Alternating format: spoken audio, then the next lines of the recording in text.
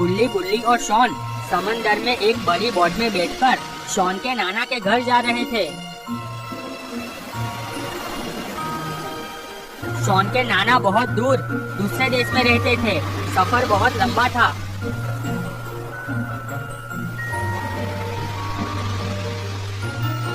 गुल्ली गुल्ली और शॉन को समंदर में सफर करने का बहुत मजा आ रहा था। शॉन ने कहा, मैंने रॉड को और बाबा को भी अपने साथ आने को कहा था, पर वो लोग नहीं आए। गुल्ली ने कहा, वो लोग भी आते तो बहुत मजा आता। गुल्ली ने कहा, ये समंदर कितना खूबसूरत है और वो समंदर में पहाड़ी भी कितनी खूबसूरत दिख रही है।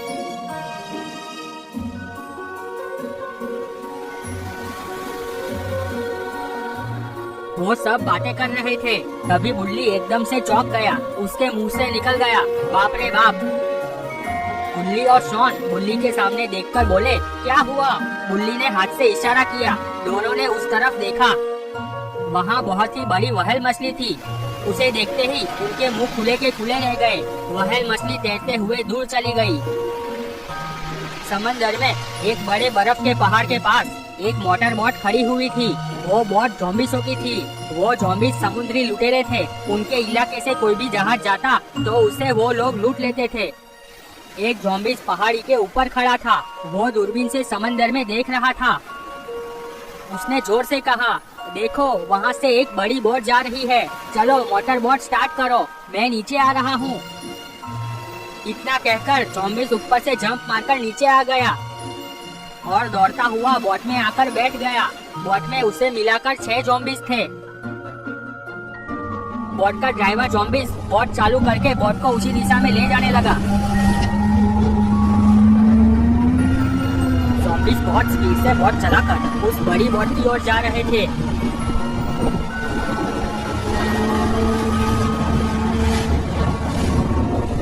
उसने बड़ी बोट के पीछे जाकर टर्न मारकर बड़ी बोट के पास अपनी बोट ले गया। सब ज़ॉम्बीज़ खड़े हो गए और बोट की ओर मुड़े। गुल्ली गुल्ली और शॉन बहुत मस्ती में थे। शॉन ने कहा, बहुत मजा आ रहा है, चलो सब डांस करते हैं। गुल्ली और गुल्ली खुश हो गए।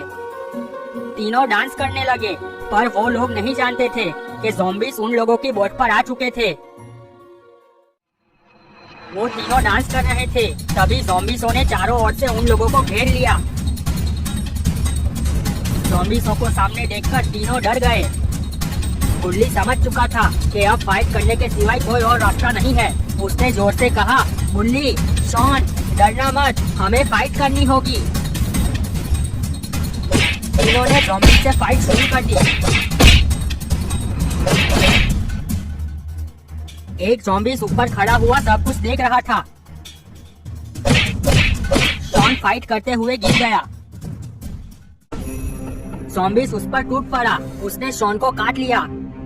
गुल्ली ने देखा और कहा, नहीं। गुल्ली भी फाइट करते हुए ज़ॉम्बीज़ से हार गया। उसको भी ज़ॉम्बीज़ ने काट लिया। ये देखकर गुल्ली समझ गया कि आज वो भी नहीं बच पाएगा, पर तभी उसे क्या सूझा कि वो दौड़ता हुआ बोट पर से समुद्र में कूद गया। ज़ॉम्बीज़ देखते रह गए। थोड़ी देर बाद पानी में से गुल्ली ने अपना सर बाहर निकाला। गुल्ली तैरता हुआ बोट को पकड़ लेता है और बोट की खिड़की से अंदर चला गया। गुल्ली अपना मोबाइल निकालता है। मोबाइल पानी में भीग गया था। वो टेंशन में आ गया। मोटर बोट वापस दूसरे ज़ॉम्बीज़ों को लेकर बड़ी बोट के पास आ जाती है। सब ज़ॉम्बीज़ ऊपर चढ़ जाते हैं। ऊपर डेक पर 5 ज़ॉम्बीज़ खड़े हुए थे। गुल्ली और शॉन भी ज़ॉम्बीज़ बन चुके थे। तभी एक ज़ॉम्बीज़ ने मोबाइल से कॉल किया, बॉस, एक बड़ी बोट हमारे कब्जे में है। आप मुझे बताओ कि अब क्या करना है। और हाँ, हमारे 2 साथी और बढ़ गए हैं। हमने 2 लड़कों को काटकर ज़ॉम्बीज़ बना दिया है।